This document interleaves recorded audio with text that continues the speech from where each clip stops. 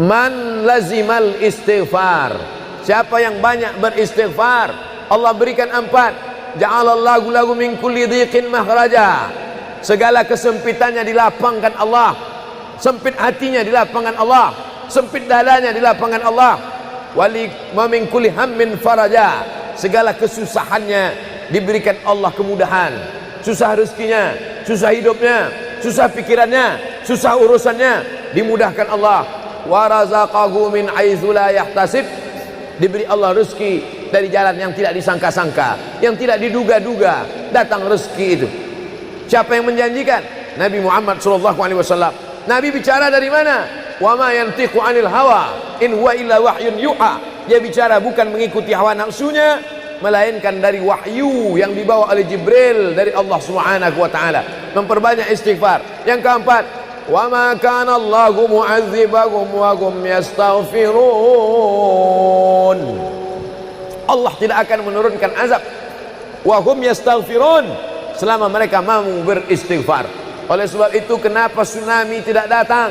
Kenapa gunung tidak meletus? Kenapa air yang dari laut tidak naik ke darat? Kenapa tidak terjadi gempa bumi? Masih ada di Sidrap yang beristighfar. Masih ada orang yang bangun malam, salat sunat taubat menjelang subuh. Wabil ashari hum yastaghfirun. Menjelang azan subuh, di waktu sahur dia memperbanyak istighfar.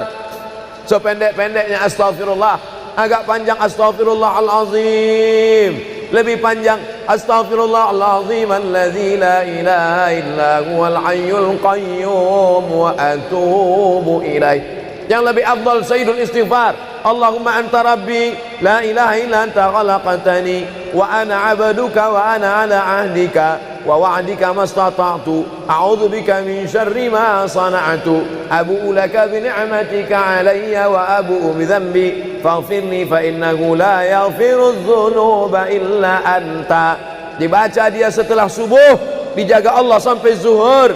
Dibaca setelah zuhur, dipelihara sampai asar. Dibaca selepas asar, dijaga sampai maghrib. Dibaca sehabis maghrib, dijaga sampai isya. Dibaca habis isya, dijaga sampai subuh. Allahumma anta rabbi la ilaha illa anta khalaqtani wa ana 'abduka, aku hambamu, wa ana 'ala ahdika, aku dalam perjanjian denganmu, wa wa'dika, aku dalam MOU denganmu, mastata'tu, sesuai kemampuanmu. Abu ulaka bi ni'matika alayya, aku datang menghadapmu dengan nikmatmu, nikmat mata, nikmat telinga, nikmat otak, nikmat hati, nikmat buah pinggang, nikmat kaki, nikmat tangan. Wa abu bi dzambi, tapi justru aku datang membawa dosa.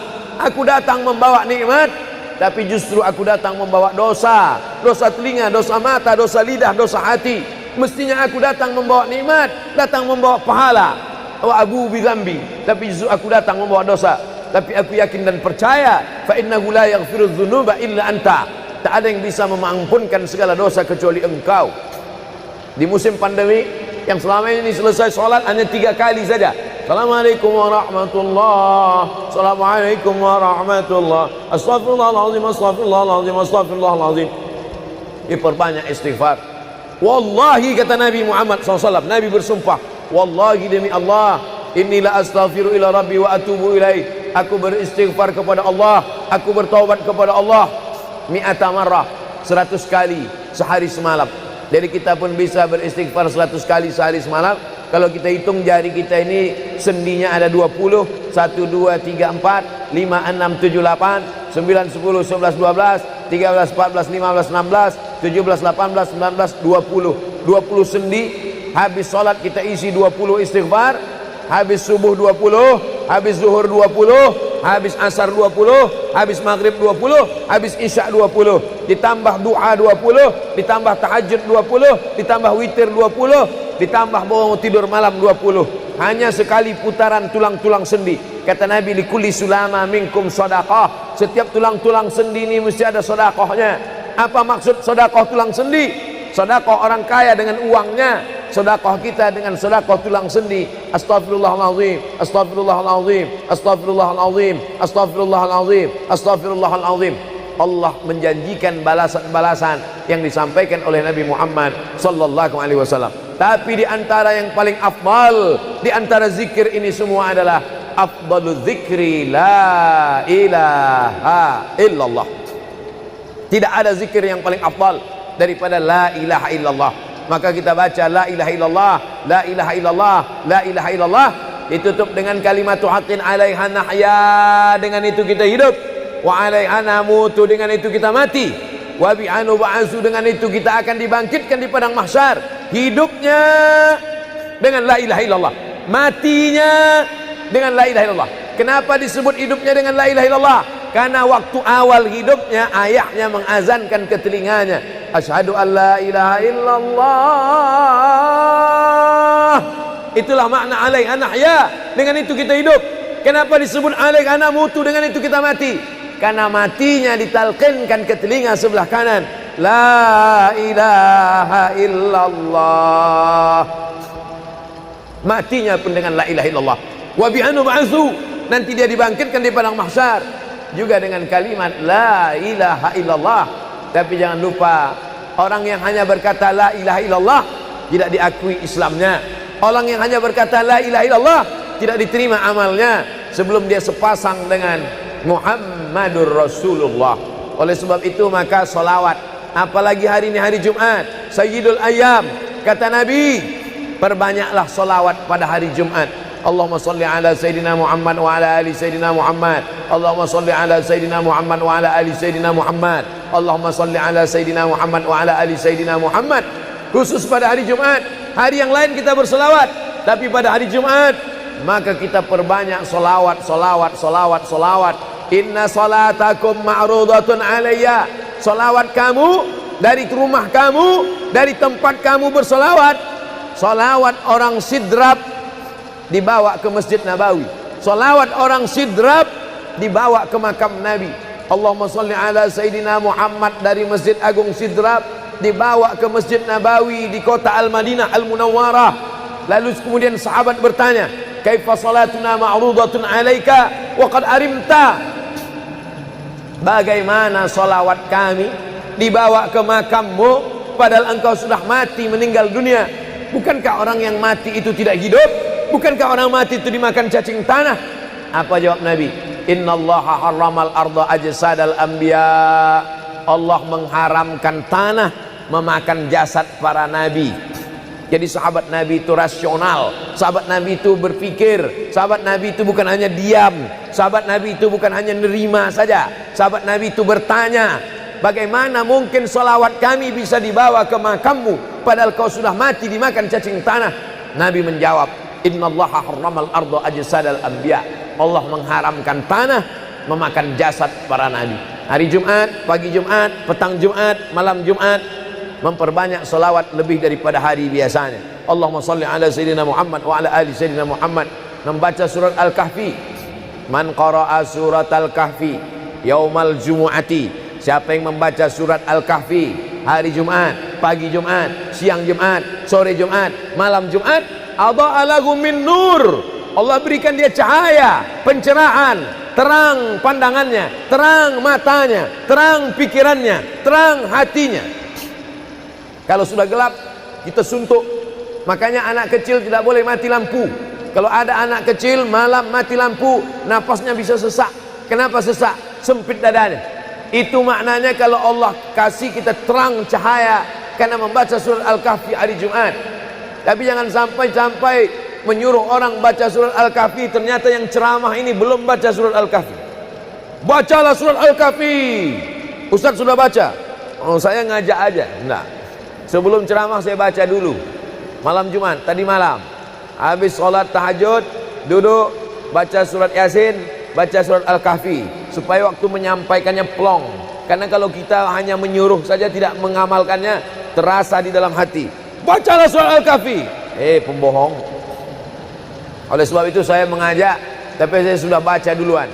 Man qara'a surat Yasin lailatal Jum'ah. Siapa yang membaca surat Yasin malam, tidak hanya malam Jumat. Man qara'a Yasin fi lailatin, tak ada disebut malam Jumat. Siapa yang baca surat Yasin pada suatu malam, malam Senin, malam Selasa, malam Rabu, malam Kamis, malam Ahad, malam Jumat, ghufira lahu, asbaha maghfuran lah. Waktu subuh dia sudah diampunkan Allah. Adapun surat Al-Kahfi tadi malam, malam Jumat, pagi Jumat, siang Jumat, sore Jumat, sampai nanti sebelum matahari tenggelam. Dan dari salat asar sampai matahari tenggelam, waktu mustajab untuk berdoa, didoakan segala kebaikan-kebaikan. Sayyidul ayyam, induk dari segala hari. Berapa banyak orang amat sangat ingin hidup di hari ini tapi meninggal kemarin sore. Berapa banyak amat sangat ingin hidup di bulan ini tapi sudah didahului oleh ajal, janji kepada Allah Subhanahu wa taala. Jangan ada sedetik pun waktu yang sia-sia, yang kosong hampa tanpa kita isi dengan amal kepada Allah Subhanahu wa taala. Man shalla alayya salatan, siapa yang bersolawat satu kali, sallallahu alaihi biha asyra, Allah balas 10 kebaikan. Huttan anhu asyara sayiat, ditutupi 10 kesalahan. Wa rufi'at lahu asyara darajat, dinaikkan 10 darajat tingkatan kemuliaan. Satu kali salawat 10 dosa diampunkan, 10 kebaikan pahala dituliskan, 10 derajat kemuliaan diangkat, dinaikkan di hadapan Allah Subhanahu wa taala. Oleh sebab itu maka hari ini kita perbanyak selawat, pertemuan selawat, berjumpa dengan orang berselawat. Dan kita memang melakukan tradisi-tradisi itu. Ketika ada orang mau menikah berselawat, anaknya akikah berselawat, acara walimah berselawat, khatib khutbah Jumat kalau tidak berselawat batal Jumatnya. Orang yang sedang sholat kalau dia tidak berselawat, menurut mazhab Syafi'i batal sholatnya. Orang yang berdoa kalau tidak berselawat, doanya tergantung tidak dikabulkan Allah. Majlis kita kalau tidak ada selawat, maka majlis itu berubah menjadi majlis antanajifah, majlis mangkai, majlis busuk, majlis berbau. Oleh sebab itu tidak ada cara lain menolak ini semua adalah dengan cara bersolawat, solawat dan solawat. Itu poin yang ketiga. Poin yang keempat, di antara menjauhkan kita dari bala ini, tolak bala ini adalah shadaqatus sirri tadfa'u mitatassu. Sedekah menolak bala, mati su'ul khatimah. Makanya dulu kita ada istilah sedekah tolak bala. Sedekah menolak musibah, sedekah menolak bencana, sedekah menolak wabah. Oleh sebab itu maka yang selama ini biasa bersedekah kepada anak yatim, biasanya menyambut Ramadan, jangan lagi tunggu bulan Ramadan, datangi rumah anak yatim, makan mereka, sembako beras mereka, masukkan ke dalam karung 10 kilo, gula sekilo, minyak sekilo, susu saset, ikan sarden, masukkan, berikan. Ini dengan niat menolak segala musibah, segala bencana, segala wabah. Orang-orang yang mati itu kalau dia ditanya Allah Subhanahu wa taala, hai mayit, hai orang yang mati, seandainya ku kasih kau hidup lagi, mau apa tidak? Mereka amat sangat ingin hidup. Apa kata mereka? Kami ingin hidup. Laula akhartani ila ajalin qarib, kasihlah kami hidup ya Allah qarib, sebentar, sekejap, semenit, sedetik saja. Kalau aku kasih kau hidup, kau mau apa? Kata Allah. Mereka menjawab, dalam Al-Quran diceritakan, laula akhartani ila ajalin qarib, kalau kau kasih aku hidup walaupun sedetik saja, fa as-saddaqa, aku mau bersedekah ya Allah. Kenapa orang mati itu tidak berkata, kasih aku hidup sedetik saja, aku mau haji dan umrah? Tidak ada. Kasih aku sedetik saja, aku mau pergi berjihad? Tidak. Kasih aku sedetik saja, aku mau sholat sepanjang malam? Tidak. Mereka mengatakan, fa as-saddaqa, aku mau bersedekah. Mengapa orang mati itu kalau dihidupkan mau bersedekah?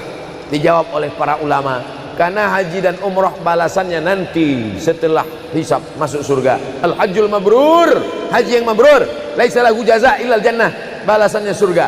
Tapi sedekah balasannya sudah didapatkan ketika dikubur. Begitu mati masuk kubur langsung dapat balasan sedekah. Itulah makanya kata Nabi, idza matal insan, kalau manusia mati, inqata'a, putus amalnya. Tapi ada yang tak putus, shadaqatun jariyah, sedekah yang mengalir. Belum bangkit dari kubur, belum padang mahsyar, belum hisab, belum timbangan amal, belum meniti titian siratal mustaqim, balasannya sudah nampak. Itu kehebatan sedekah dibandingkan amal yang lain. Oleh sebab itu sedekah ini luar biasa. Shadaqatus sirri tadfa'u mitatassu, sedekah menolak mati su'ul khatimah, sedekah menolak bala. Man lazimal istighfar, siapa yang banyak beristighfar, Allah berikan 4. Ja'alallahu lahu min kulli dhiqin makhraja, segala kesempitannya dilapangkan Allah, sempit hatinya dilapangkan Allah, sempit dadanya dilapangkan Allah. Wali min kulli hammin faraja, segala kesusahannya diberikan Allah kemudahan. Susah rezekinya, susah hidupnya, susah pikirannya, susah urusannya, dimudahkan Allah. Wa razaqahu min haitsu la yahtasib, diberi Allah rezeki dari jalan yang tidak disangka-sangka, yang tidak diduga-duga, datang rezeki itu. Siapa yang menjanjikan? Nabi Muhammad SAW. Nabi bicara dari mana? Wa ma yantiqu 'anil hawa in huwa illa wahyun yuha. Dia bicara bukan mengikuti hawa nafsunya, melainkan dari wahyu yang dibawa oleh Jibril dari Allah Subhanahu wa taala. Memperbanyak istighfar. Yang keempat, wa ma kana Allahu mu'adzibahum wa hum yastaghfirun. Allah tidak akan menurunkan azab wa hum yastaghfirun selama mereka mau beristighfar. Oleh sebab itu, kenapa tsunami tidak datang? Kenapa gunung tidak meletus? Kenapa air yang dari laut tidak naik ke darat? Kenapa tidak terjadi gempa bumi? Masih ada di Sidrap yang beristighfar. Masih ada orang yang bangun malam, salat sunat taubat menjelang subuh. Wabil ashari yastaghfirun. Menjelang azan subuh, di waktu sahur dia memperbanyak istighfar. Sependek-pendeknya astaghfirullah, agak panjang astaghfirullahalazim, lebih panjang astaghfirullahalazim alladzi la ilaha illa huwal hayyul qayyum wa atubu ilaih. Yang lebih afdal sayyidul istighfar, Allahumma anta rabbi la ilaha illa anta khalaqtani wa ana 'abduka wa ana 'ala 'ahdika wa wa'dika mastata'tu a'udzu bika min syarri ma sana'tu abu'u laka bi ni'matika 'alayya wa abu'u bi dhanbi faghfirli fa innahu la yaghfiru dzunuba illa anta. Dibaca dia setelah subuh, dijaga Allah sampai zuhur. Dibaca setelah zuhur, dipelihara sampai asar. Dibaca selepas asar, dijaga sampai maghrib. Dibaca sehabis maghrib, dijaga sampai isya. Dibaca habis isya, dijaga sampai subuh. Allahumma anta rabbi la ilaha illa anta khalaqtani wa ana 'abduka, aku hambamu, wa ana 'ala ahdika, aku dalam perjanjian denganmu, wa wa'dika, aku dalam MOU denganmu, mastata'tu, sesuai kemampuanmu. Abu ulaka bi ni'matika alayya, aku datang menghadapmu dengan nikmatmu, nikmat mata, nikmat telinga, nikmat otak, nikmat hati, nikmat buah pinggang, nikmat kaki, nikmat tangan. Wa abu bi dzambi, tapi justru aku datang membawa dosa. Aku datang membawa nikmat, tapi justru aku datang membawa dosa. Dosa telinga, dosa mata, dosa lidah, dosa hati. Mestinya aku datang membawa nikmat, datang membawa pahala. Wa abu bi dzambi, tapi justru aku datang membawa dosa. Tapi aku yakin dan percaya, fa innahu la yaghfiru dzunuba illa anta, tak ada yang bisa mengampunkan segala dosa kecuali engkau. Di musim pandemi yang selama ini selesai sholat hanya 3 kali saja. Assalamualaikum warahmatullahi, assalamualaikum warahmatullahi, astaghfirullahaladzim, astaghfirullahaladzim, astaghfirullahaladzim. Diperbanyak istighfar. Wallahi, kata Nabi Muhammad SAW, Nabi bersumpah, wallahi demi Allah, inilah astaghfiru ila rabbi wa atubu ilaih. Aku beristighfar kepada Allah, aku bertaubat kepada Allah mi'ata marrah, 100 kali sehari semalam. Jadi kita pun bisa beristighfar 100 kali sehari semalam.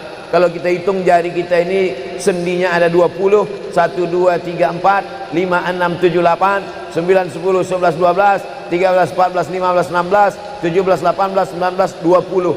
20 sendi. Habis sholat kita isi 20 istighfar. Habis subuh 20, habis zuhur 20, habis asar 20, habis maghrib 20, habis isya 20, ditambah doa 20, ditambah tahajud 20, ditambah witir 20, ditambah bangun tidur malam 20. Hanya sekali putaran tulang-tulang sendi. Kata Nabi, likulli sulama minkum sedekah, setiap tulang-tulang sendi ini mesti ada sedekahnya. Apa maksud sedekah tulang sendi? Sedekah orang kaya dengan uangnya, sedekah kita dengan sedekah tulang sendi. Astaghfirullahalazim, astaghfirullahalazim, astaghfirullahalazim, astaghfirullahalazim, astaghfirullahalazim. Allah menjanjikan balasan-balasan yang disampaikan oleh Nabi Muhammad sallallahu alaihi wasallam. Tapi di antara yang paling afdal di antara zikir ini semua adalah afdalu dzikri la ilaha illallah. Tidak ada zikir yang paling afdal daripada la ilaha illallah. Maka kita baca la ilaha illallah, la ilaha illallah, la ilaha illallah, ditutup dengan kalimat haqqin 'alaiha nahya, dengan itu kita hidup, wa 'alaiha namutu, dengan itu kita mati, wa bi'anu ba'su, dengan itu kita akan dibangkitkan di padang mahsyar. Hidupnya dengan la ilaha illallah, matinya dengan la ilaha illallah. Kenapa disebut hidupnya dengan la ilaha illallah? Karena waktu awal hidupnya ayahnya mengazankan ke telinganya, asyhadu an la ilaha illallah. Itulah makna alaiha nahya, dengan itu kita hidup. Kenapa disebut alaiha namutu, dengan itu kita mati? Karena matinya ditalqinkan ke telinga sebelah kanan, la ilaha illallah. Matinya pun dengan la ilaha illallah. Wa bi'anu ba'su, nanti dia dibangkitkan di padang mahsyar juga dengan kalimat la ilaha illallah. Tapi jangan lupa, orang yang hanya berkata la ilaha illallah tidak diakui Islamnya. Orang yang hanya berkata la ilaha illallah tidak diterima amalnya sebelum dia sepasang dengan Muhammadur Rasulullah. Oleh sebab itu maka solawat, apalagi hari ini hari Jumat, Sayyidul Ayyam, kata Nabi, perbanyaklah solawat pada hari Jumat. Allahumma salli ala Sayyidina Muhammad wa ala ali Sayyidina Muhammad. Allahumma salli ala Sayyidina Muhammad wa ala ali Sayyidina Muhammad. Allahumma salli ala Sayyidina Muhammad wa ala ali Sayyidina Muhammad. Khusus pada hari Jumat. Hari yang lain kita berselawat, tapi pada hari Jumat maka kita perbanyak solawat, solawat, solawat, solawat. Inna salatakum ma'rudatun alayya. Solawat kamu dari rumah kamu, dari tempat kamu bersolawat. Solawat orang sidrap dibawa ke Masjid Nabawi. Salawat orang sidrap dibawa ke makam Nabi. Allahumma salli ala Sayyidina Muhammad dari Masjid Agung Sidrap dibawa ke Masjid Nabawi di kota Al-Madinah Al-Munawwarah. Lalu kemudian sahabat bertanya, kaifa salatuna ma'rudatun alaika wa qad arimta? Bagaimana salawat kami dibawa ke makammu padahal engkau sudah mati, meninggal dunia? Bukankah orang yang mati itu tidak hidup?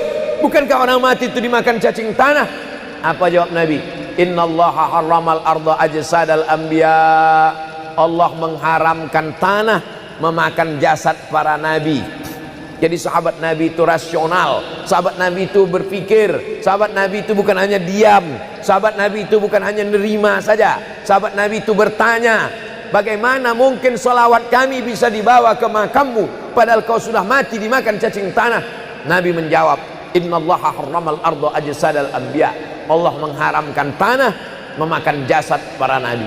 Hari Jumat, pagi Jumat, petang Jumat, malam Jumat, memperbanyak salawat lebih daripada hari biasanya. Allahumma salli ala Sayyidina Muhammad wa ala ali Sayyidina Muhammad. Membaca surat Al-Kahfi.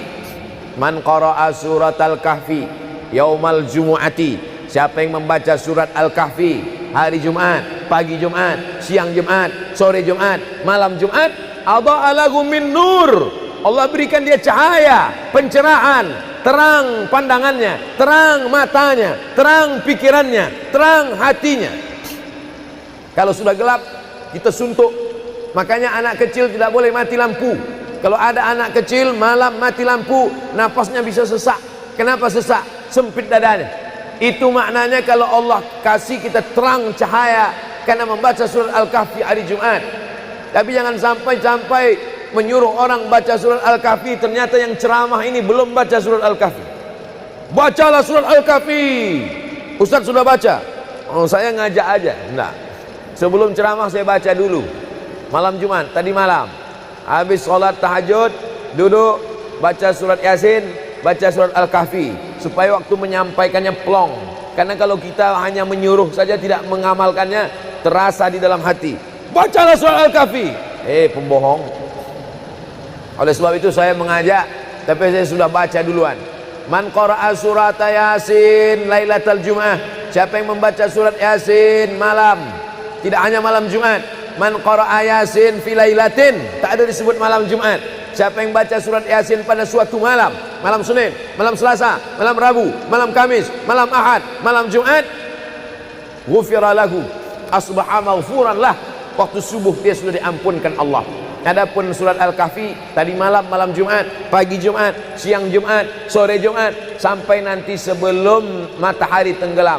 Dan dari salat asar sampai matahari tenggelam, waktu mustajab untuk berdoa, didoakan segala kebaikan-kebaikan. Sayyidul ayyam, induk dari segala hari. Berapa banyak orang amat sangat ingin hidup di hari ini, tapi meninggal kemarin sore. Berapa banyak amat sangat ingin hidup di bulan ini, tapi sudah didahului oleh ajal, janji kepada Allah Subhanahu wa taala. Jangan ada sedetik pun waktu yang sia-sia, yang kosong hampa, tanpa kita isi dengan amal kepada Allah Subhanahu wa taala. Man shalla alayya salatan, siapa yang bersolawat satu kali, sallallahu alaihi biha asyra, Allah balas 10 kebaikan. Huttan anhu asyara sayiat, ditutupi 10 kesalahan. Wa rufi'at lahu asyara darajat, dinaikkan 10 darajat tingkatan kemuliaan. Satu kali salawat 10 dosa diampunkan, 10 kebaikan pahala dituliskan, 10 derajat kemuliaan diangkat, dinaikkan di hadapan Allah Subhanahu wa taala. Oleh sebab itu maka hari ini kita perbanyak selawat, pertemuan selawat, berjumpa dengan orang berselawat. Dan kita memang melakukan tradisi-tradisi itu. Ketika ada orang mau menikah berselawat, anaknya akikah berselawat, acara walimah berselawat, khotib khutbah Jumat kalau tidak berselawat batal Jumatnya. Orang yang sedang sholat kalau dia tidak berselawat, menurut mazhab Syafi'i batal sholatnya. Orang yang berdoa kalau tidak berselawat, doanya tergantung tidak dikabulkan Allah. Majlis kita kalau tidak ada selawat, maka majlis itu berubah menjadi majlis antanajifah, majlis mangkai, majlis busuk, majlis berbau. Oleh sebab itu tidak ada cara lain menolak ini semua adalah dengan cara bersolawat, solawat dan solawat. Itu poin yang ketiga. Poin yang keempat, di antara menjauhkan kita dari bala ini, tolak bala ini adalah shadaqatus sirri tadfa'u mitatassu. Sedekah menolak bala, mati su'ul khatimah. Makanya dulu kita ada istilah sedekah tolak bala, sedekah menolak musibah, sedekah menolak bencana, sedekah menolak wabah. Oleh sebab itu maka yang selama ini biasa bersedekah kepada anak yatim, biasanya menyambut Ramadan, jangan lagi tunggu bulan Ramadan, datangi rumah anak yatim, makan mereka, sembako beras mereka, masukkan ke dalam karung 10 kilo, gula sekilo, minyak sekilo, susu saset, ikan sarden, masukkan, berikan. Ini dengan niat menolak segala musibah, segala bencana, segala wabah. Orang-orang yang mati itu kalau dia ditanya Allah Subhanahu wa taala, hai mayit, hai orang yang mati, seandainya ku kasih kau hidup lagi, mau apa tidak? Mereka amat sangat ingin hidup. Apa kata mereka? Kami ingin hidup. Laula akhartani ila ajalin qarib, kasihlah kami hidup ya Allah qarib, sebentar, sekejap, semenit, sedetik saja. Kalau aku kasih kau hidup, kau mau apa? Kata Allah. Mereka menjawab, dalam Al-Quran diceritakan, laula akhartani ila ajalin qarib, kalau kau kasih aku hidup walaupun sedetik saja, fa as-saddaqa, aku mau bersedekah ya Allah. Kenapa orang mati itu tidak berkata, kasih aku hidup sedetik saja, aku mau haji dan umrah? Tidak ada. Kasih aku sedetik saja, aku mau pergi berjihad? Tidak. Kasih aku sedetik saja, aku mau sholat sepanjang malam? Tidak. Mereka mengatakan, fa as-saddaqa, aku mau bersedekah. Mengapa orang mati itu kalau dihidupkan mau bersedekah? Dijawab oleh para ulama, karena haji dan umrah balasannya nanti setelah hisab masuk surga. Al-hajjul mabrur, haji yang mabrur, laisa lahu jaza illal jannah, balasannya surga. Tapi sedekah balasannya sudah didapatkan ketika dikubur. Begitu mati masuk kubur langsung dapat balasan sedekah. Itulah makanya kata Nabi, idza matal insan, kalau manusia mati, inqata'a, putus amalnya. Tapi ada yang tak putus, shadaqatun jariyah, sedekah yang mengalir. Belum bangkit dari kubur, belum padang mahsyar, belum hisab, belum timbangan amal, belum meniti titian siratal mustaqim, balasannya sudah nampak. Itu kehebatan sedekah dibandingkan amal yang lain. Oleh sebab itu sedekah ini luar biasa. Shadaqatus sirri tadfa'u mitatassu, sedekah menolak mati su'ul khatimah, sedekah menolak bala. Alhamdulillah, Allahumma salli ala Sayyidina Muhammad wa ala ali Sayyidina Muhammad. Kullu amrin zibalin, semua amal yang baik, walam yubda' bihamdillah, kalau tidak diawali dengan alhamdulillah, pujian kepada Allah, fahuwa aqta', maka amal itu putus. Makna putus, putus sampai di dunia saja, tak boleh dibawa sebagai bekal menghadap Allah. Maka kita ingin amal kita malam ini tidak putus, maka kita awali dengan alhamdulillahi rabbil alamin. Setiap majlis kalau tidak disebut namanya, maka majlis itu anta najifah, majlis yang busuk, majlis bau, majlis bangkai, maka kita sebut namanya Allahumma salli ala Sayyidina Muhammad wa ala ali Sayyidina Muhammad. Laisa minna, bukan golongan kami, kata Nabi SAW. Man lam yarham saghirana, sesiapa yang tidak sayang kepada budak anak kecil, walam ya'rif syarafa kabirina, tidak hormat kepada orang tua, maka dia tidak diperakui sebagai umat Nabi Muhammad SAW. Semua anak-anak muda-muda, belia-belia yang saya sayangi, para alim ulama, tuan-tuan guru, datuk-datuk, datin-datin, semua yang berhadir ini insyaallah dimuliakan Allah Subhanahu wa taala. Amin ya rabbal alamin. Tajuk kita malam ini 8 keutamaan orang yang bersedekah menurut Al-Qur'an dan sunnah Nabi Muhammad sallallahu alaihi wasallam. Keutamaan yang pertama, kalau orang mati itu ditanya, apakah kamu mau hidup lagi? Maka orang mati itu menjawab, tapi belum ada orang yang mati hidup lagi. Macam mana kita boleh tahu dia menjawab? Sebab diceritakan Allah dalam Al-Quran. Apa kata mereka? A'udzubillahi minasyaitonirrajim. Laula akhartani ila ajalin qarib. Kalaulah kami yang sudah mati ini diberi masa lagi, ajal, masa qarib, pendek, sikit, kejap. Kalaulah kami boleh dibagi masa hidup lagi walaupun sikit, walaupun kejap, apa yang ingin mereka lakukan? Fa as-saddaqa, kami ingin bersodaqah. Mereka tak ada kata kalaulah kami boleh hidup lagi kami ingin jihad, tak ada. Kalau boleh hidup lagi kami ingin pergi haji, tak ada. Mereka katakan fa as-saddaqa, kami ingin bersodaqah. Kenapa sedekah? Kenapa bukan perang? Maka ulama membagi jawaban. Karena kalau haji itu balasannya nanti di surga. Wal hajjul mabrur laisa lahu jazaa'un illal jannah. Haji mabrur balasannya surga nanti selepas hari kiamat. Tapi kalau sedekah balasan pahalanya diperolehi ketika di alam kubur. Itulah kenapa orang-orang yang mati itu ingin kalau hidup lagi fa as-saddaqa, mereka ingin bersedekah. Sedekah, hampir semua kata-kata dalam bahasa Arab itu asalnya 3 huruf. Sedekah. Sedekah artinya benar. Shadaqallahul azim, maha benar Allah. Sedekah artinya benar. Kalau memang benar betul iman kita, mana buktinya? Buktinya adalah dengan bersedekah. Itulah kenapa sedekah itu disebut dengan sedekah, tanda iman itu benar. Karena untuk menggerakkan lidah bercakap sangat mudah. Apa kata pepatah orang Melayu? Lidah tak bertulang. Mudah saja menggerakkan. Asyhadu an la ilaha illallah wa asyhadu anna Muhammadar Rasulullah. Kalau memang benar betul cakap, mana buktinya? Buktinya adalah sedekah. Lelaki mengatakan saya cinta kepada kamu, senang saja nak mengatakan cinta, tapi apa bukti, proof, mana memang betul cinta? Maka dia mesti bagikan sedekah. Kalau yang tadi itu sedekah, kalau ini namanya sadaq. Sadaq artinya mahar. Mahar pernikahan lelaki dengan perempuan, aku nikahkan engkau dengan anak saya dengan memberikan cincin emas dan gelang rantai tunai. Itulah dia sedekah, tanda bukti cinta dia kepada seorang perempuan. Sedekah benar.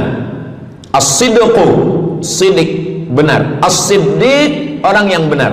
Maka disebut dia dengan Abu Bakar Siddiq, kerana dia benar memberikan emas sebesar batu waktu dibawa pergi hijrah bersama Nabi Muhammad SAW.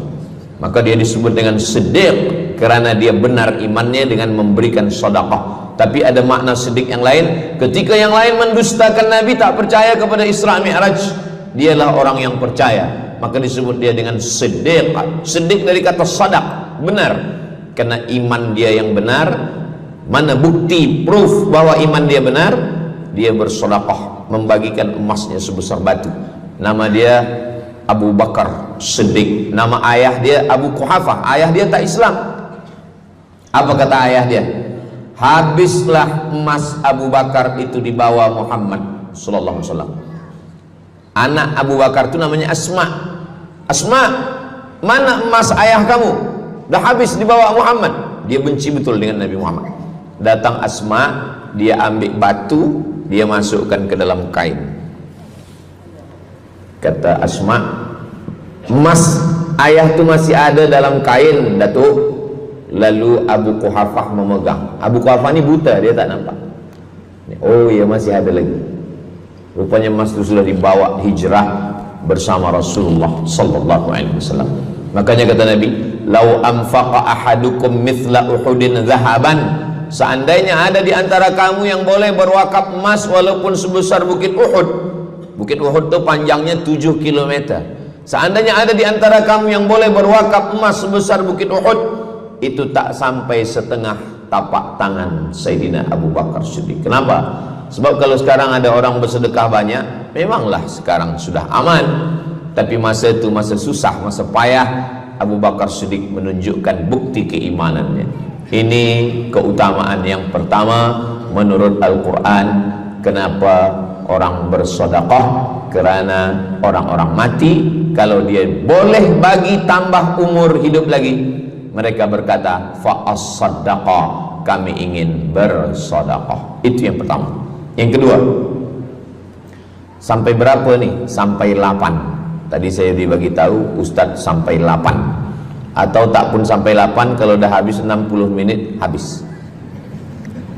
Yang kedua, idzas sama'um fatarat, langit terbelah, wa idzal kawakibun tasarat, planet bertembung, berjatuhan, wa idzal biharu fujirat, lautan diletupkan, tsunami namanya, wa idzal quburu bu'thirat, semua yang dikubur dibangkitkan. Selepas itu kita pun bangkit dari kubur. Innama amruhu idza arada syai'an ayyakula lahu kun fayakun. Bila kita bangkit, tak ada atap, tak ada dinding, tak ada pokok kayu, semua gunung-gunung macam bulu kambing dihembus angin. Wa takunul jibalu kal ihnil manfush, macam bulu kambing dihembus angin. Di mana kita bernaung, di mana kita berlindung? Kata Nabi sallallahu alaihi wasallam. Ini yang kedua. Kullu mri'in tahta zilli sadaqatihi, orang akan bernaung di bawah sedekah. Bukan bernaung di bawah haji, bukan bernaung di bawah sembahyang, bukan bernaung di bawah puasa, tapi tempat bernaung atap adalah sedekah. Tapi jangan sebab kita kaji sedekah malam ni, esok subuh tak sembahyang. Awak tak sembahyang, kita bernaung di bawah sedekah. Betul, memang bernaung di bawah sedekah, tapi tiangnya sembahyang. As-salatu imaduddin, sembahyang, salat itu adalah tiang daripada agama. Maka tempat kita berlindung, tempat kita bernaung nanti adalah sedekah. Ada yang tenggelam kerana peluh saking panasnya, ada yang tenggelam kerana peluh sampai ke lutut, ada sampai ke pinggang, ada sampai ke leher, ada yang tenggelam habis. Tapi ada orang yang merasa sejuk, selesa. Kenapa? Kullu mri'in tahta zilli sadaqatihi, orang akan bernaung di bawah sedekah. Orang-orang yang membina masjid, macam mana mahalnya masjid, jutaan ringgit, maka ketika dia mati menghadap Allah Subhanahu wa taala, semua kepanasan, semua terik matahari sejengkal dari ubun-ubun kepala, tapi ada orang yang tahta zilli sadaqatihi, dia akan bernaung di bawah sedekah. Mudah-mudahan panjang umur, Allah bagi kita rezeki supaya kita boleh bernaung di bawah sedekah kita nanti insyaallah. Kita masa siang 12 jam, malam 12 jam, tapi di akhirat nanti khamsin alfasanah, 50.000 tahun, belum tentu lagi diputuskan di pengadilan Allah Subhanahu wa taala. Datang orang menghadap Nabi Adam, wahai Adam, kami sudah kepanasan, kami tak tahan di padang mahsyar ini. Kata Nabi Adam, saya malu menghadap Allah. Dulu kata Allah, la taqraba hadhihi syajarah, jangan dekati pokok kuldi, fatakuna minaz zalimin, nanti engkau jadi orang zalim. Fa azallahumas syaitan, tapi digoda syaitan. Lalu kemudian Nabi Adam bertaubat. Doa yang paling tua doa Nabi Adam, Rabbana zalamna anfusana wa illam taghfir lana wa tarhamna lanakunanna minal khasirin. Datang mereka menghadap kepada Nabi Nuh. Cepatlah Nabi Nuh menghadap kepada Allah supaya diputuskan mahkamah ini. Kata Nabi Nuh, saya malu menghadap Allah. Anak saya Kan'an, masa saya panggil, ya bunayya, wahai anak saya Kan'an, irkam ma'ana, ayo mari naik ke atas perahu sampan ayah. Apa kata Kan'an? Sa'awi ila jabali ya'simuni minal ma, saya naik sampan, saya naik ke atas bukit, saya akan selamat. Rupa-rupanya hujan 40 hari 40 malam tenggelam. Kita belum lagi 40 hari 40 malam, baru 2 hari buaya dah naik ke jalan. Macam mana 40 hari 40 malam? Maka saat itu, saat anaknya Kan'an akan tenggelam, apa kata Nabi Nuh? Ya Rabbi, ya Allah, inna bni min ahli, itu anakku ya Allah. Allah marah. Apa kata Allah? Innahu laisa min ahlik, dia bukan anakmu. Innahu amalun ghairu salih, karena amal dia tak baik. Nabi Nuh malu menghadap Allah. Datang mereka kepada Nabi Musa alaihissalam. Kata Nabi Musa, saya pun malu menghadap Allah kerana perbuatan Bani Israel, umat saya jahat. Mereka datang menghadap Nabi Isa. Kata Nabi Isa, saya malu menghadap Allah kerana mereka menyembah saya selepas saya meninggalkan mereka. Pada akhirnya mereka datang menghadap Sayyidina wa Maulana wa Syafi'ina Muhammad sallallahu alaihi wasallam. Hanya Nabi Muhammad lah yang berani menghadap Allah. Sebab apa? Sebab dia umatnya. Maka walaupun kita umat yang paling kecil, umur paling pendek, badan paling tidak bertenaga, tapi kita adalah umat yang pertama nanti yang akan diputuskan perkara, dan kita adalah umat yang pertama akan masuk ke dalam surga Allah Subhanahu wa ta'ala. Maka banyak mereka yang ingin menjadi umat Nabi Muhammad. Bahkan Nabi Musa pun ingin menjadi umat Nabi Muhammad sallallahu alaihi wasallam. Masa Umar bin Khattab datang membawa lembaran-lembaran Taurat, Nabi berkata, apa itu wahai Musa? Taurat. Nabi Muhammad SAW memanggil, mari Taurat. Lalu Nabi Muhammad mengkoyak. Apa kata Nabi? Lau kana Musa hayyan ma wasa'ahu illa iyattabi'ani. Kalaulah Musa masih hidup, dia pasti akan ikut saya. Dan itu betul pada peristiwa Isra dan Mi'raj. Nabi jadi imam, Nabi Musa jadi makmum, Nabi Isa jadi makmum, Nabi Ibrahim jadi makmum, semua nabi-nabi jadi makmum. Imamnya adalah Sayyidina wa Maulana Muhammad sallallahu alaihi wasallam. Jadi keutamaan yang kedua, kita bernaung di bawah sedekah. Yang ketiga,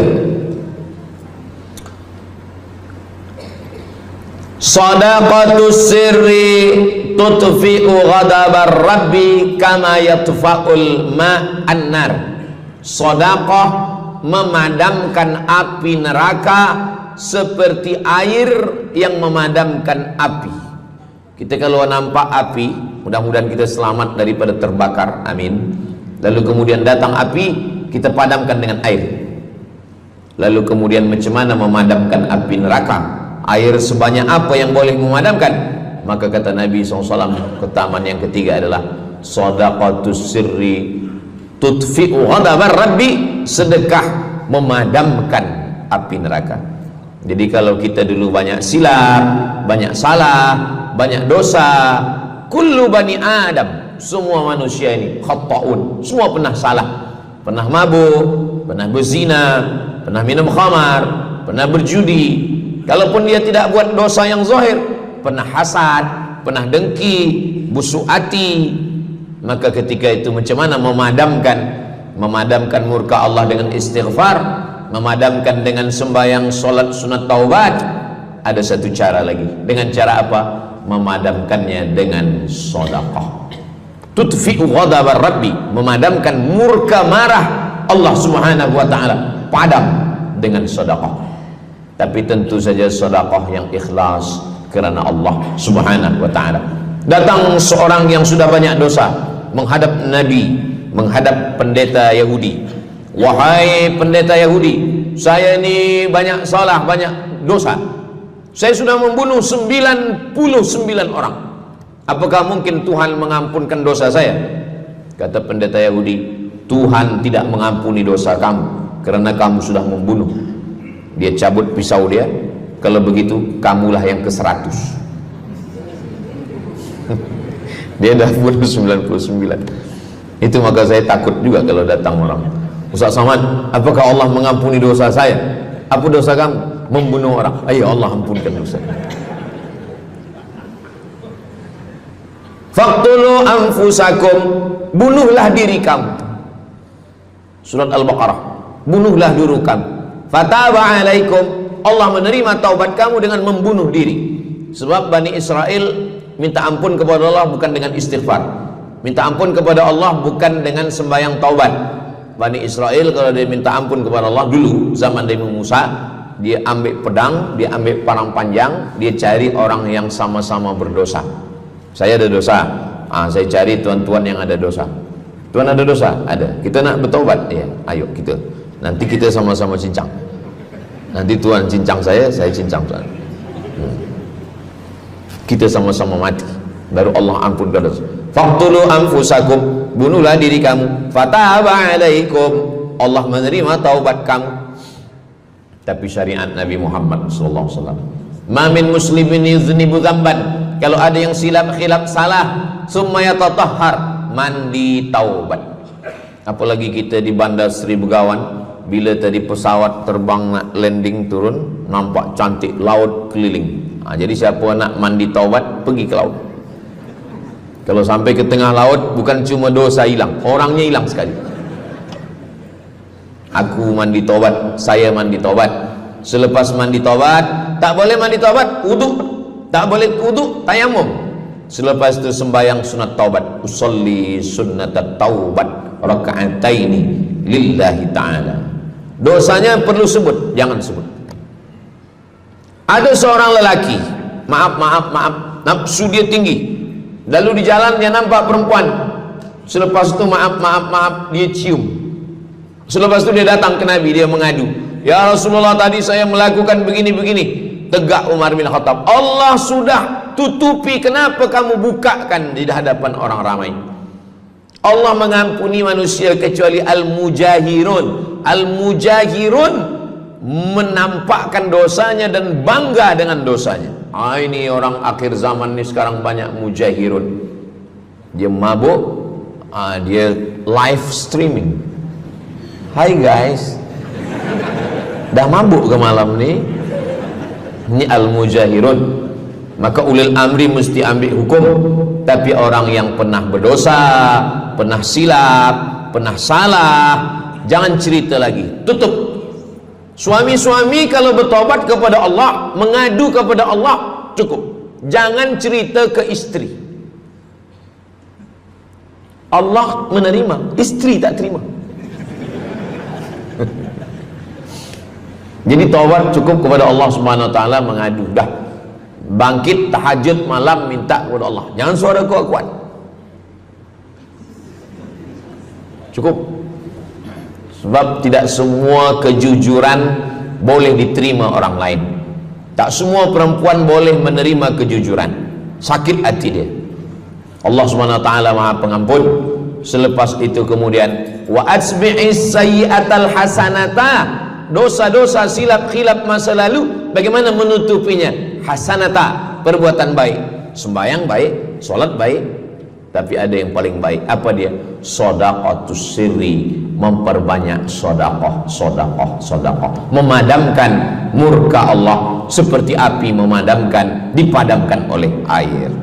Marah itu adalah kobaran dari api neraka. Bila kita sedang marah, itu adalah api neraka lahab. Lahab itu artinya berkobar. Lahab pakai ba, lahab. Sebab saya pernah juga lalu di satu jalan, ada rumah makan, restoran Abu Lahab, pakai P, lahab, mungkin lahab, makan lahab. Allah Subhanahu wa taala memadamkan murkanya. Inna rahmati sabaqat ghadabi, rahmatku lebih cepat daripada murkaku. Memang Allah marah, tapi ketika dia berbagi kepada orang lain, dia tutupi dosanya di masa yang lalu. Syarat taubat 3. Yang pertama, an-nadamu fil qalbi, menyesal dalam hati. Yang kedua, al-iqraru bil lisani, nyatakan dengan lisan, astaghfirullahalazim. Yang ketiga, al-itmaru alla ya'uda ilaihi abadan, tekad saya tidak akan buat lagi sampai mati. Namanya taubat nasuha. Nasuha 3 huruf. Nasoha artinya menyaring madu. Datang orang memanjat pokok kayu, dia ambil parang panjang, dia potong sarang lebah jatuh ke bawah, disaring dengan kain tipis, lalu kemudian tersangkut di atas kain, lilinnya tersangkut, lebahnya tersangkut, anak lebah tersangkut, rantingnya tersangkut, dahannya tersangkut, maka keluarlah madu. Itu bahasa Arabnya namanya nasuha. Apa makna nasuha? Menyaring dosa-dosa sehingga yang tinggal hanya amal soleh, yang sampah-sampah tersangkut. Sekarang susah nak minum madu yang asli, banyak palsu. Macam mana Ustaz, saya ni suka spesihat minum madu, apa tanda madu ni asli? Bawa pulang ke rumah, kalau istri marah itu asli.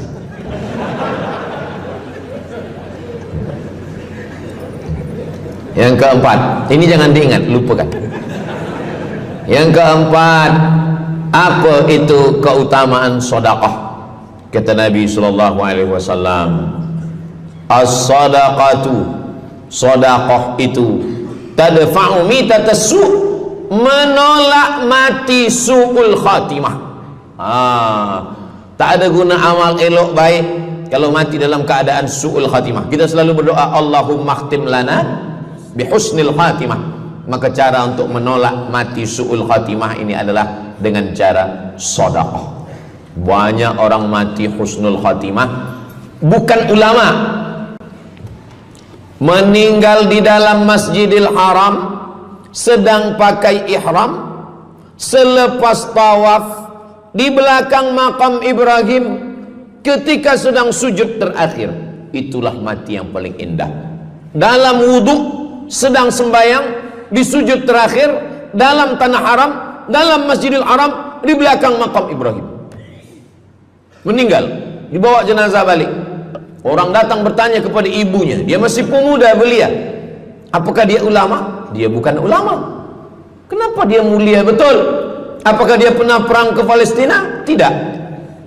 2-3 hari selepas itu datang satu perempuan membawa budak kecil. Kamu siapa? Kami adalah orang yang tiap bulan dapat kiriman beras, minyak dan makanan dari pemuda ini. Saya maaf, seorang janda, ini anak-anak saya, dan dia selalu bagikan uang dia untuk makankan. Jadi nanti kalau ada orang meninggal, tiba-tiba selepas itu datang janda membawa anak, itu tanda husnul khatimah. Sebab dia belum nikah, dia masih lajang. Allah ingin menunjukkan bahwa kalau engkau berbuat sedekah, maka Allah Subhanahu wa taala memberikan keutamaan husnul khatimah. Bukan setakat diselamatkan dari su'ul khatimah, tapi mendapatkan husnul khatimah. Ada seorang dari Maghribi, dari Maroko, Mesir, Libya, Tunisia, Algeria, Maghribi. Orang Maghribi ini bermimpi. Dalam mimpinya dia berjumpa dengan Nabi Muhammad SAW. Kata Nabi, engkau pergi ke Saudi Arabia, cari di kampung ini, nanti engkau jumpai seorang pemuda, sampaikan salamku kepada dia, katakan dia penghuni surga. Malam pertama mimpi, iya ke? Tidak ke? Jangan-jangan syaitan. Tak betul. Malam kedua mimpinya sama.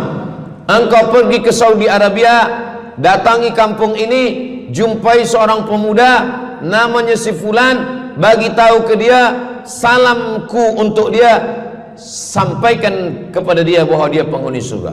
Nah, 2 kali. Ini udah agak kuat. Tunggu 3 kali, sampai 3 malam mimpinya sama. Akhirnya orang Maghrib ini terbang dari Casablanca sampai ke Jeddah.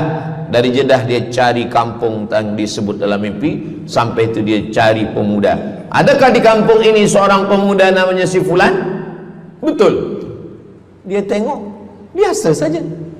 Bukan ulama, bukan macam Musa Abdul Somad. Tak mungkin mimpi salah 3 kali betul-betul. Lalu disampaikan kepada dia, fulan, saya 3 malam bermimpi Rasul SAW menyampaikan salam kepada engkau. Assalamualaikum. Kata Nabi, engkau adalah penghuni surga. Dia pun terkejut. Saya bukan ulama, saya orang biasa. Apa amal kamu? Sembahyang saya biasa saja, puasa sunat saya biasa saja. Hanya saja saya tak pernah menyimpan hasad dendam, dan saya selalu membagikan uang kepada fakir miskin, anak yatim dan du'afa. Selepas mendapatkan itu dia pun menangis, dia pun bersedih karena dia merasa dia tak layak dicintai, karena dia masa banyak silap, banyak salah. Rupanya rahmat Allah itu turun bukan kepada orang yang alim tapi sombong, bukan kepada orang yang kaya tapi takbur, tapi kepada orang yang hatinya hancur berkeping karena takut kepada Allah Subhanahu wa ta'ala. Selepas itu dia pun meninggal dalam keadaan husnul khatimah setelah mendapatkan janji dari Rasulullah sallallahu alaihi wasallam. Apa maknanya? Bahwa kalau kita tak boleh sembahyang sampai tegak lutut bengkak, kalau kita tak tergolong orang yang rajin puasa sunat berhari-hari, kalau kita bukan orang yang kuat berjihad fisabilillah, maka carilah satu pintu. Pintu itu bernama babus sedekah. Karena banyak yang sudah melaluinya dan mereka dimuliakan Allah, diselamatkan daripada su'ul khatimah. Yang ke berapa? Kelima. Saya sebetulnya ingat, saya nak cuba aja. Kalau jamaah masih ingat, itu maknanya mereka masih konsen lagi, masih sedar. Kalau dah terserah Ustaz lah nama berapa, kami pun dah tak balik dalam. Yang kelima, dawu mardakum bis sadaqah. Yang kelima, dawu mardakum bis sadaqah. Obati orang yang sakit di antara kamu dengan sedekah. Datang seorang lelaki yang lututnya bernanah menemui Imam Abdurrahman ibnu Mahdi. Wahai Imam Abdurrahman bin Mahdi, lutut saya ni bernanah, tak sihat-sihat. Kata Imam Abdurrahman bin Mahdi, saya ingat satu hadis Rasulullah, dawu mardakum bis sadaqah. Cuba engkau cari kampung yang di kampung itu tak ada air, kamu buat perigi. Perigi. Di kampung saya namanya perigi. Lalu dia pun pergi ke kampung yang tak ada air, dia galikan perigi. Selepas itu sehari, 2 hari, 3 hari, sepekan, sebulan, lutut dia sihat kering. Dia datang lagi kepada Imam Abdurrahman ibnu Mahdi. Alhamdulillah Imam Abdurrahman ibnu Mahdi, lutut saya sudah sihat.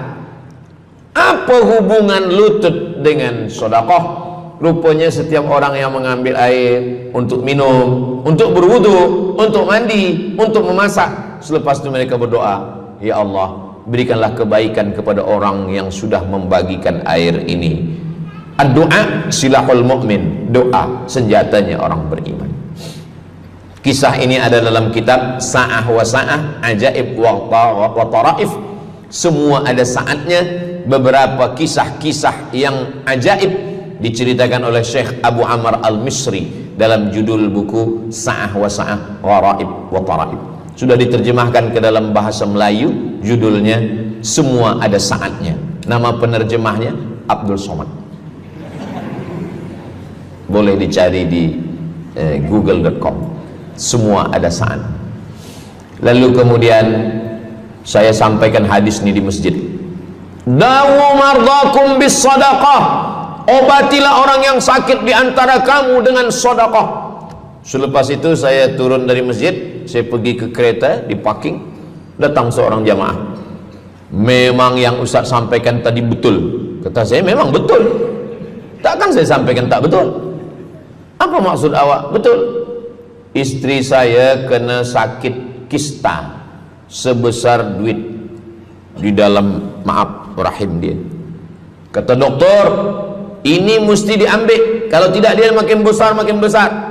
Tapi kalau diambil, dicabut, operate, nanti akan, maaf cakap, tercabut rahim sekali. Dan kalau rahim tercabut, maka nanti tidak boleh mengandung.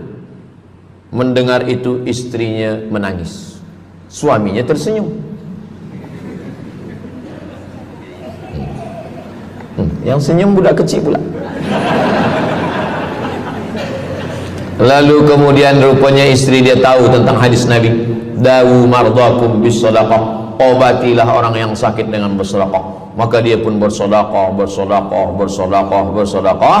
Selepas itu mereka pergi lagi medical check up ke hospital. Sampai di hospital dicek USG, rupanya kista itu makin kecil, kecil, kecil, kecil dan hilang. Doktor tu pula bertanya balik, awak makan apa? Saya makan nasi, kata dia. Minum apa? Minum teh tarik. Saya amalkan hadis Nabi Muhammad SAW, dawu mardakum bis sadaqah. Kata doktor, awak tak perlu operate, dan ini tidak perlu dibelah, dan rahim awak masih boleh mengandung. Istrinya tersenyum, lakinya pula menangis. Begitulah Allah Subhanahu wa ta'ala. Syekh Abu Amr Al-Misri bercerita tentang seorang perempuan di Saudi Arabia. Dia pergi ke Amerika. Kata doktor di Amerika, kamu sudah balik ke rumah, makan kenyang, tidur lelap. Nanti kalau puan-tuan pergi hospital, lalu dokter bercakap, balik ke rumah, makan kenyang, tidur lelap. Itu maknanya malaikat maut dah dekat, tak ada obat. Maka dia pun balik ke Saudi Arabia. Dia ambil harta dia, dia sedekah, dia sedekah, dia sedekah, dia sisa, dia bagikan baki sikit untuk ahli waris. Selepas itu last kali dia pergi lagi ke Amerika, last medical check up. Apa kata doktor di Amerika? Kami sudah cek, kamu sihat wal afiat. Banyak sekali orang-orang yang diberikan Allah Subhanahu wa taala keutamaan dengan sedekah, mukjizat, bahwa Nabi SAW sudah meninggal dunia, tapi mukjizatnya masih ada sampai akhir zaman ini. Di antaranya adalah dawu mardakum bis sadaqah, obatilah orang yang sakit di antara kamu dengan bersedekah. Yang ketujuh, yatsba'ul mayyita salasun, yang mengiringi mayat orang mati ke liang lahat ada tiga. Yang pertama, mal, bahasa Arabnya mal, orang kita menyebut mall, harta. Yang mengiringi manusia ke liang lahat, yang pertama maluhu, harta. Yang kedua ahluhu, istri, anak, menantu, kawan, jiran, sahabat. Yarji'usnani, yang dua ni balik ke rumah, anak balik, istri balik, kereta balik, semua balik. Wa yabqa wahidun, yang kekal hanya satu. Apa dia? Yang kekal hanya satu, itulah dia sedekatuh. Sedekah lah yang kekal. Itulah kenapa orang-orang meninggal dunia. Kita di atas dunia ini, kata Nabi, baina sittin wa sab'in. Kita hidup di atas dunia ini antara sittin, 60, sab'in, 70. 60, 70, 60, 70. Kalau umur 30, ada berjumpa jamaah umur 30 yang dia soal, dah berbini ke? Bini belum. Oh. Awak dah menikah? Belum. Apa belum nikah lagi? Kejap lagi Ramadan. Takkan jaga subuh? Macam mana nak sembahyang? Macam mana nak sahur? 30. Bila 40, soalan sudah berubah. Saya ni diabetes, saya ni kolesterol, saya ni. Bila masuk 50, dah mula tanya, saya ni rabun, tak nampak lagi. Bini pun kadang tak nampak. Bini orang nampak. Bila 60, mendengar tazkirah Ustaz Somad, kunci satu, jangan tersinggung. Ada beberapa jamaah tersinggung, balik meninggal. Bukan kerana tersinggung, memang ajal dah sampai. Jadi Ustaz umur berapa? Saya lahir 18 hari bulan Mei 1977. Umur rasa 27.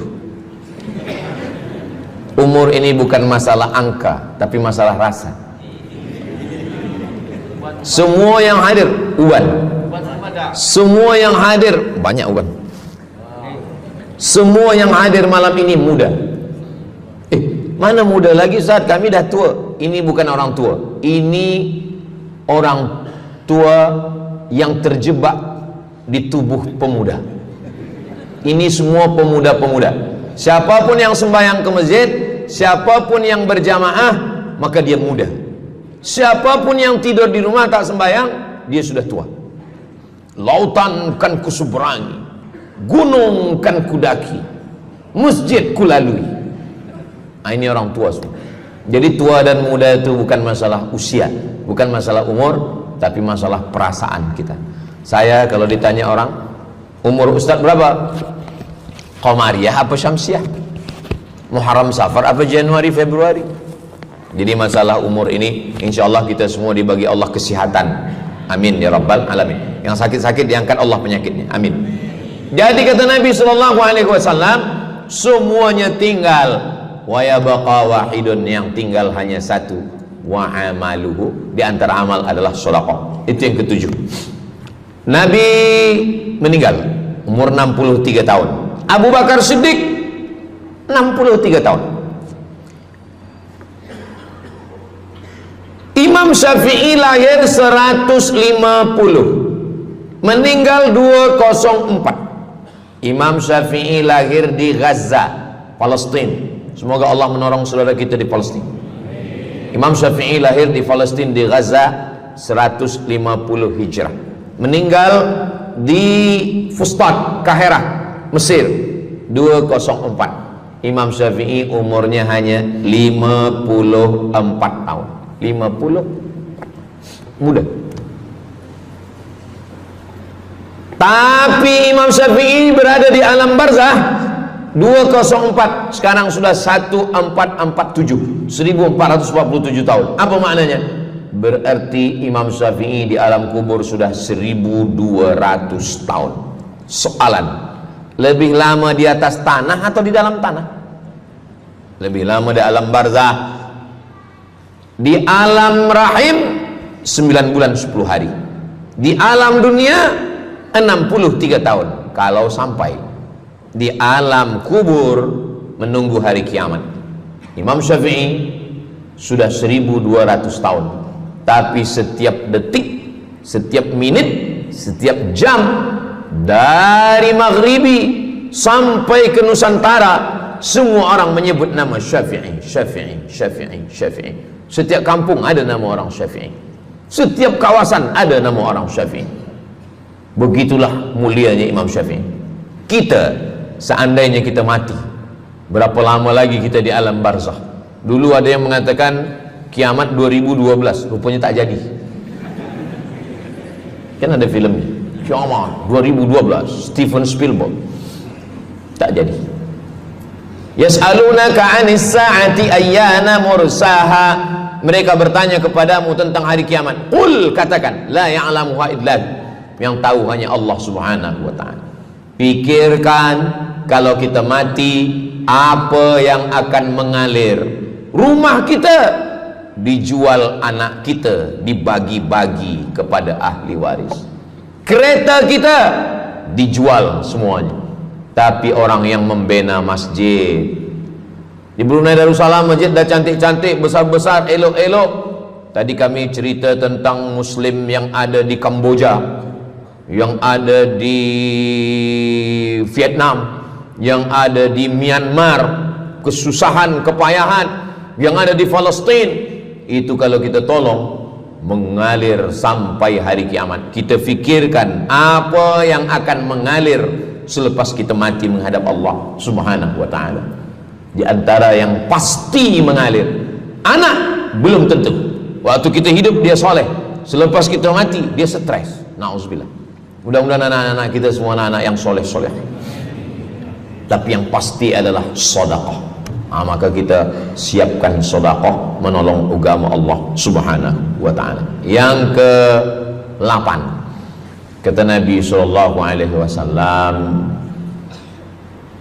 idza matal insan, hadisnya ada dalam Sahih Muslim. Idza matal insan, ada orang yang membaca hadis ini idza mata ibnu Adam. Idza mata ibnu Adam itu tarjamah, bukan bunyi teks. Bunyi teksnya idza matal insan, kalau manusia mati, inqata'a, putus. Tapi banyak yang salah faham tentang hadis nih. Kamu malam ni tak ada buat kenduri orang mati, tak ada baca doa, tak ada baca yasin, tak ada baca tahlil. Idza matal ibnu Adam, kalau manusia sudah mati, putus. Jangan kirim-kirim doa lagi. Banyaklah soalan ke saya, Ustaz Abdul Somad, ya, macam mana kalau orang sudah mati tak ada anak, lalu siapa yang mendoakan dia? Kata saya, yang mendoakan dia saya. Allahumma ighfir lahu warhamhu wa'afihi wa'fu anhu. Siapa yang akan bacakan Al-Fatihah untuk dia? Saya akan bacakan Al-Fatihah. Saya tengok muka dia macam ragu. Dia tak percaya Fatihah ini sampai. Siapa yang tak percaya Fatihah sampai, saya tak marah, sebab ni masalah yang ghaib. Siapa yang tak percaya Yasin itu sampai, siapa yang tak percaya Fatihah itu sampai, saya tak marah. Bagi saja nama semua lengkap dengan bin. Nanti bila mati saya kirim. Bila tak sampai, cepat-cepat bagi tahu. Idza matal insan, kalau manusia mati, inqata'a amaluhu, yang putus tu amal dia, amal yang mati itu. Misal ini ada orang mati, namanya Abdul Somad. Ketika saya sebut nama lain tersinggung pula. Ada orang mati namanya Abdul Somad. Idza matal insan, kalau Abdul Somad ni mati, inqata'a amaluhu, maka yang putus tu amal dia.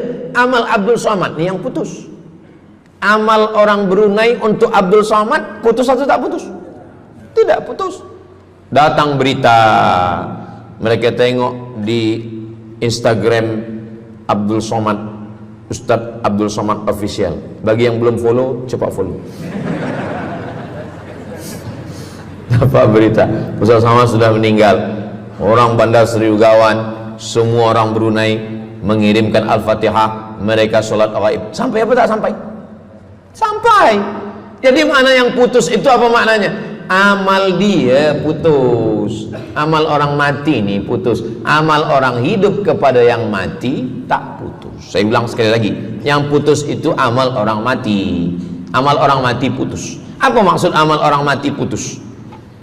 Kepada muslimin muslimat, sila datang ke masjid yang akan membagi tazkirah almarhum Abdul Somad. Itu mana putus, mana boleh tazkirah lagi. Orang mati itu amalnya putus, tapi amal orang hidup untuk orang mati tidak putus. Kalau memang putus, kenapa ada amalnya yang tak putus? Ada amal dia yang tak putus. Ini Abdul Somad mati dia, amal dia semuanya putus, tapi ada amal dia yang tak putus. Pertama, shadaqatun jariyah. Shadaqah itu kan amal dia, tak putus. Sedekah dia bina masjid dia, sedekah dia tahfiz Quran. Budak-budak tahfiz Quran itu menghafal Quran, jadi tuan guru, punya murid, punya pondok, maka tak putus. Amal dia tapi tak putus. Yang kedua, ilmun yuntafa'u bih, mengajar dia, diamalkan orang, tak putus. Waladun solihun, anak soleh. Anak soleh itu maksudnya, anak soleh itu kan amal dia. Itu yang banyak orang yang tak paham. Macam mana amal soleh, macam mana amal soleh itu amal kita? Macam mana anak soleh itu amal kita? Kalau istri, mohon maaf, kalau istri awak cuma awak tengok saja, apakah mungkin dia hamil? Itu dah payah betul dah menjelaskan. Maknanya anak kita itu amal kita. Maka kalau kita mati, dia tetap mengalir. Bukan berarti doa orang lain tak sampai. Ini banyak orang salah faham. Selepas orang meninggal, tak usah baca doa lagi, tak usah Allah maafir lahu lagi, tak usah baca Yasin lagi, tak sampai. Maksud putus itu amal orang mati itu putus. Kalaulah putus amal orang hidup kepada orang mati, tak ada salat jenazah. Nanti kalau ada orang mengatakan tak usah baca doa, kita udah putus semua, nanti bila dia mati jangan sembahyangkan. Sebab sembahyang jenazah itu kan amal orang hidup untuk orang mati. Allahu Akbar, Allahu Akbar, Al-Fatihah, Allahu Akbar, salawat, Allahu Akbar, Allahumma fir lahu warhamhu wa'afihi wa'fu anhu, Allahu Akbar, Allahumma la tahrimna ajrahu wa la taftina ba'dahu wa waghfir lana wa lahu wa li ikhwanina alladhina sabaquna bil iman wa la taj'al fi qulubina ghillan lil ladzina amanu rabbana innaka ra'ufur rahim. Empat itu sampai, Al-Fatihah sampai, doa sampai, Al-Fatihah sampai, solawat sampai, doa takbir 3 sampai, doa takbir 4 pun sampai. Itu maknanya amal orang hidup sampai, tapi amal orang mati putus. Apakah orang mati itu tetap beramal? Orang mati tetap beramal, tapi katanya putus. Yang putus itu amal wajib. Sholat wajib, tak wajib lagi. Puasa wajib, tak wajib lagi. Adapun amal yang tak wajib, makanya kalau ada suami yang tak mau amal wajib, suruhlah dia mati. Mana dalil ustadz bahwa orang mati tetap beramal? Waktu Nabi Muhammad SAW Isra Mi'raj, Nabi Isra Mi'raj, Nabi tengok Nabi Musa sholat di dalam kuburnya. Padahal Nabi Musa sudah meninggal. Itu menunjukkan orang meninggal pun beribadah, tapi ibadah dia tidak wajib lagi. Waktu sampai di Masjidil Aqsa, Nabi Ibrahim sholat, Nabi Musa sholat, Nabi-Nabi sholat, padahal mereka sudah meninggal dunia. Itu menunjukkan bahwa orang mati beribadah, tapi ibadahnya tidak wajib. Yang kita wajib ini hanya dari akil baligh sampai kita mati. Siapa yang wajib sembahyang? Akil baligh. Siapa yang wajib puasa? Akil baligh. Siapa yang wajib haji? Akil baligh mampu. Ada orang akil, ada orang baligh tapi tak akil. Umur 15 tahun, 20 tahun, 30 tahun, baligh umurnya sampai tapi tak akil, tak ada akal. Rufi'al qalam, kertas, pena dia terangkat, tak mencatat. Ada 3 orang yang penanya tak mencatat. Yang pertama, anis sobi hatta yahtalim, budak kecil sampai dia mimpi akil balik. Yang kedua, anin naim hatta yastayqiz, orang tidur sampai dia terjaga. Yang pertama, budak kecil sampai akil balik. Maka kalau nak nakal waktu kecil itulah. Menyesal saya Ustaz, waktu kecil dulu baik-baik. Yang kedua, anin naim hatta yastayqiz, orang tidur sampai dia jaga tidur. Makanya kalau nak buat dosa waktu tidurlah. Ada seorang suami tidur, selepas itu dia terjaga, dia katakan ke istri dia, Adinda, buah hati belayan jiwa, siang dan malam terbayang-bayang, makan tak kenyang, tidur tak lelap. Abang bermimpi malam tadi. Mimpi apa? Mimpi berbini lagi. Kata istri dia, engkau tidur lagi, mimpi lagi, ceraikan dia. Macam mana nak tidur lagi? Begitulah. Tapi perempuan ini tak ada di Brunei, di kampung saya. Sini baik-baik. Orang tidur, dia tidak boleh dihukum, sebab mimpi kita tak boleh buat-buat. Anin naim hatta yastayqis, orang tidur sampai dia jaga tidur. Anil majnun hatta yafiq, orang gila sampai sehat. Orang gila tak diambil hukum, tak wajib sembahyang, tak wajib puasa. Itu maka kadang isteri kalau ada lelaki tak sembahyang, abang ni gila ke? Kata, aku tergila-gila dengan kamu sayang. Jadi siapa yang wajib? Macam mana dengan orang yang pikun, hilang ingatan? Hilang ingatan bila dari mula zuhur azan sampai waktu asar habis, ingatan dia hilang, maka dia tak wajib sembahyang. Tapi bila dia ingat sekejap, dia wajib lagi. Itu pula masalahnya Ustaz. Laki saya ni hilang ingatan waktu sembahyang saja. Lepas tu ingat balik berakal. Kata orang kalau sudah tua kita mengalami namanya demensia. Manusia demensia, amnesia. Amnesia tak ingat apa-apa, semua lupa. Itu maka kita bila nak pergi kemana-mana guna helmet, sebab bila kepala ni terantuk lupa. Ada kawan saya, dia hafaz Quran 30 juzuk, ceramah tazkirah kemana-mana, bawa kereta jatuh. Kata dia banyak ayat-ayat yang hilang, maka aku kalau sembahyang ayat pendek-pendek. Kata saya, bang, di kampung saya dulu kalau ada radio yang dah tua yang rosak, itu biasa kita pukul mau elok balik. Cuba antukkan sekali lagi, kata saya. Kata dia, aku takut kalau aku antukkan Fatihah ni pula hilang. Maka Islam ini datang menjaga 5. Pertama, menjaga akal. Tak boleh minum khamar, tak boleh guna khamar, narkotik. Menjaga diri, tak boleh bunuh diri. Menjaga kehormatan, tak boleh menghina orang. Menjaga agama, tak boleh membawa aliran sesat, ateis, tak percaya, kekafiran. Menjaga harta, tak boleh ada mencuri, tak boleh ada dusta, tak boleh ada akad bohong, tak boleh ada tipu, tak boleh ada gharar, tak boleh ada zulm, tak boleh ada ghish. Man ghasyana falaysa minna, siapa yang menipu kami maka dia bukan golongan kami. Jadi berdasarkan 8 keutamaan ini, kalau ingat 8-8-nya alhamdulillah. Tak ingat 8, ingat 7, ingat 6, ingat 5, ingat 4, ingat 3, ingat 2, ingat 1. Satu pun tak ingat, innalillah. Tapi insyaAllah kita boleh ingat semua. Sebab apa? Sebab tazkirah malam ini direkodkan, nanti boleh ditonton ulang di channel Ustaz Abdul Somad Official. Jangan lupa subscribe, like, share, and comment. Jamaah yang dimuliakan Allah Subhanahu Wa Taala, tadi saya mula pukul 8.15, sekarang sudah pukul 8.10. Jadi saya di mana-mana tazkirah memanglah 60 menit. 600 ml, tapi rupanya botolnya kecil. Jadi sebenarnya setengah jam pun cukup. Jadi dari 8 tadi itu semua membagi kita semangat. Kalau ada orang yang mengatakan Islam ini agama yang menyuruh kita tak usahlah berniaga, tak usahlah bertanam kelapa sawit, tak usahlah bertanam kelapa, tak usahlah buka ikan, tak usahlah bertani. Sesungguhnya Islam ini agama yang menyuruh kita berusaha. Masuk masjid, Allahumma aftah li abwaaba rahmatik. Keluar masjid, Allahumma inni as'aluka min fadlik.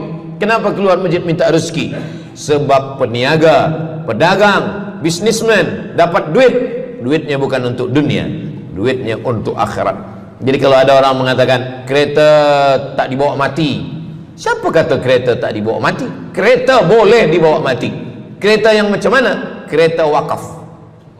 Ada kereta 10, wakafkan untuk tahfiz Quran. Masa mak saya meninggal, berpesan dia, nanti kalau aku mati, tolong kuburkan aku di samping makam ayahku. Dari tempat saya, rumah saya ke kampung mak saya jauh, 10 jam naik kereta. Hospital tak nak bagi kereta ambulan. Maka selepas itu saya azam dalam diri saya, nanti kalau ada duit kita buatkan kereta wakaf ambulan. Siapapun saja yang sakit meninggal free, Alhamdulillah kami ada yayasan tabung wakaf umat namanya, 2 kereta ambulans sekarang. Siapapun yang sakit free. Naik kereta ni free, syaratnya 2, sakit mati. Alhamdulillah, sesiapa saja datang boleh. Jadi saya rasa sakit hati, dalam hati saya itu saya mesti azamkan, tekadkan ini. Begitu juga dengan tahfiz, guru-guru, cikgu-cikgu, pelajar-pelajar, buatkan kereta. Begitu juga dengan rumah. Apa kata orang? Untuk apa bina rumah elok-elok, rumah besar? Rumah tak dibawa mati. Rumah boleh dibawa mati. Rumah yang mana? Rumah tahfiz Quran. Assalamualaikum. Waalaikumsalam. Ustaz Abdul Somad, betul, saya ada rumah Ustaz, 9 bilik, 2 aras, parking lapang. Rumah siapa? Tak tahu. Ini rumah siapa Tuan? Tuan Haji. Rumah saya. Tuan Haji di mana sekarang? Saya di Surabaya, Ustaz Abdul Somad. Rupanya dia dulu kerja kilang minyak di Riau, Sumatera. Lepas pencen dia balik ke Jawa. Jadi rumah ni saya nak wakafkan. Wakafkan sekarang kami buat rumah tahfiz Quran. Pagi, petang, siang, malam orang hafaz Quran. Ini rumah boleh. Jadi kalau ada orang mengatakan tak usahlah cari harta banyak-banyak, harta tak dibawa mati. Harta dibawa mati dengan syarat diwakafkan, diinfakkan, disedekahkan. Yang paling tinggi zakat wajib. Di bawah zakat wakaf. Wakaf mesti ada 4. Orang yang berwakaf, orang yang menerima wakaf, harta yang diwakafkan, ada ijab dan qabul. Di bawah wakaf infak. Di bawah infak baru sedekah. Kenapa infak lebih tinggi daripada sedekah? Sebab infak adalah harta, sedangkan sedekah tak harta pun sedekah. Senyum itu sedekah. Makanya yang kalau ada box di depan masjid, box di tepi jalan, itu yang tepat ditulis box infak, jangan box sedekah. Sebab kalau box sedekah nanti orang senyum aja. Tabassumika fi wajhi akhika sedekah, senyummu ke wajah saudaramu adalah sedekah. Tolong untuk dibaca Ustaz.